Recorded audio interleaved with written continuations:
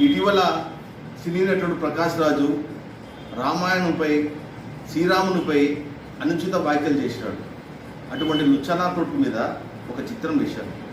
నేను వేసిన ఈ చిత్రంలో హిందూ మతం పిల్లలు అంటే చిన్న పిల్లలు మగ పిల్లలు వారి ముఖం మీద ఉచ్చ పోసినట్లు మూత్రం పోసినట్లు, అలాగే కొంతమంది ప్రజలు వాని కాలుతో నొక్కుతూ తలపై నొక్కుతూ పాతాల్లోకి చేస్తున్నట్లు చేసినాడు.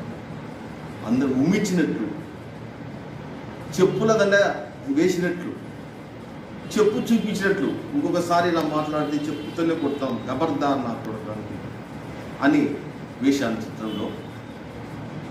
ఏంది ఉత్తరాది నుంచి వలస వచ్చిన కూలీల రామలక్ష్మణుడు. రామాయణాన్ని పవిత్ర గ్రంథం రామాయణం. అటువంటి శ్రీరామచంద్రుని హిందూ మతంలో భారతీయులు కోట్లాది మంది భారతీయులు రాముణ్ణి ఆరాధిస్తున్నారు. అటువంటి రాముణ్ణి ఈ విధంగా మాట్లాడడానికి తగున? అసలు ఈ మన భారతదేశంలో అన్ని మతాల వాళ్ళు ఉన్నారు.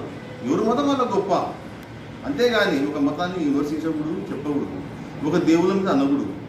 అంతా కలిసిమెలిసి ఉన్నాం. గతంలో కూడా చాలామంది హిందూ మతం గురించి, హిందూ దేవుల గురించి చులకనగా మాట్లాడినారు. అందుకే దిక్కులేని చావు తెచ్చినారు, చస్తారు కూడా. ఖబర్దార్ ప్రకాష్ రాజ్. ఇటువంటి వాక్యాలు క్షమించరాదు, ప్రజల మనోభావం దెబ్బతింటాయి.